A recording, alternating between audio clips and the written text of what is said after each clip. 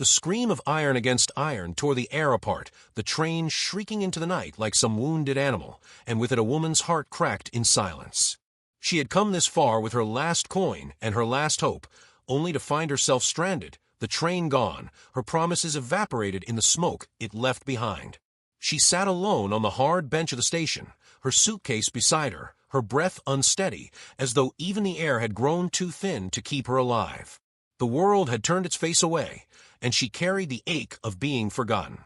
Her dress, though once fine, was stained by travel and dust, yet it still bore the marks of care, of someone who refused to let hardships strip away dignity.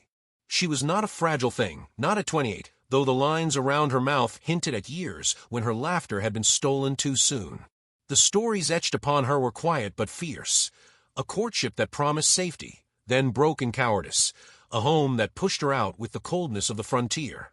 A wandering marked by loss upon loss until even sleep no longer carried dreams, only exhaustion. The bench creaked as she shifted, pulling her shawl closer against the chill. The station was nearly empty now, save for the station master, an old man bent by time and muttering as he wound his pocket watch. He glanced at her with pity, then shook his head as though he had seen too many like her, women swallowed by the West, their names buried long before their bodies. His quiet verdict stung, though she pretended not to hear. Boots' steps cut through the stillness.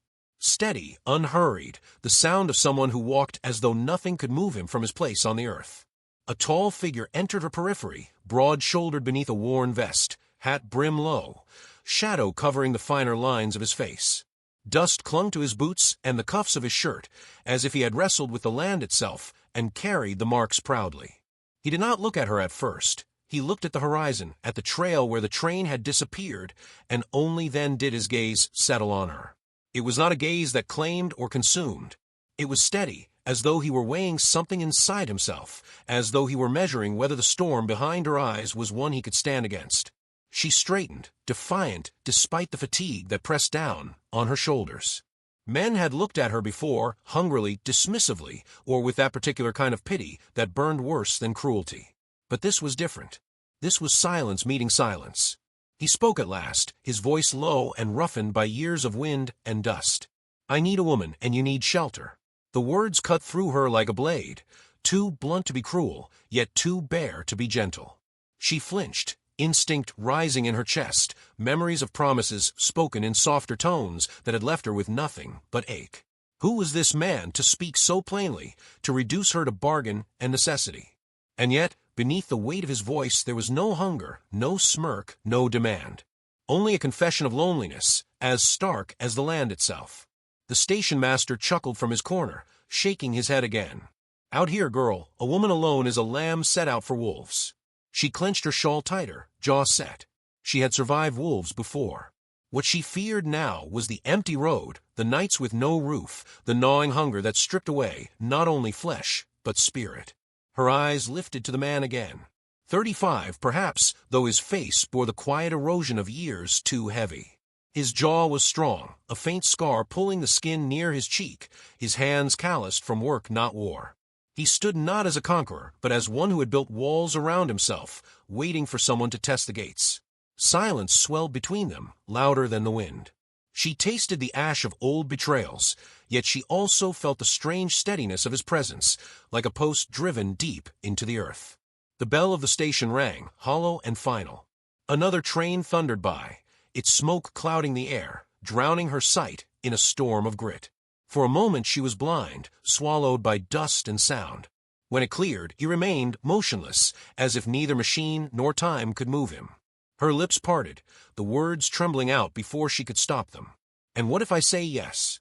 The question hung there, fragile and sharp, more dangerous than a promise. For the first time that night, her heart raced not from fear, but from the weight of a choice that could change everything. Lightning split the night in two, the strike so close the ground itself quivered, and rain came in sheets, drumming against the roof of a lonely ranch house. She stood at the window, shawl wrapped around her, watching the storm swallow the plains as though the earth itself had chosen to weep. Behind her, his boots pressed against the floorboards in slow, measured weight, the sound of a man who had weathered tempests both within and without. They had ridden through the wilderness to reach this place, silence keeping them company, silence carrying every word they had not dared speak. Now that silence pressed between them still, louder than thunder, as if the walls themselves held their breath. She turned slightly, studying him in the flicker of lamplight. He was not beautiful in the manner of storybook knights, but there was something carved into him, something earned rather than granted. His face was rugged, scar tugging at the corner of his jaw, hair damp from ride, shirt clinging to his shoulders. His eyes, when they lifted to hers, carried a weight she could neither deny nor dismiss, the gaze of a man emptied by solitude, yet unwilling to let bitterness finish the work. He set the lamp on the table, flames swaying with the draught. "I said what I meant," he murmured, voice softened by the storm's roar. "I need a woman, and you need shelter. Nothing more, nothing less." Her heart bristled at the bluntness, at the echo of all the men who had reduced her to utility, to a body or a burden. Yet something in his tone arrested her. There was no hunger in it, no bargaining edge. It was not a claim, but a confession.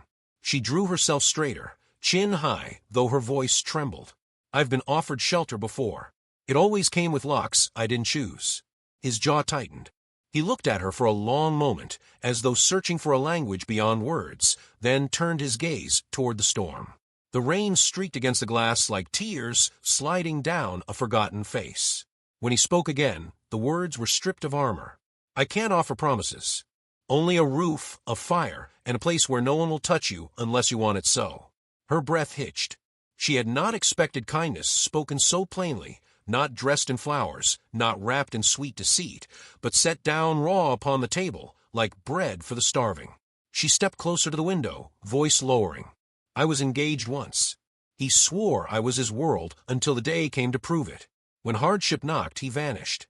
Left me with nothing but whispers behind my back and roads too long to carry alone." The words cracked her composure.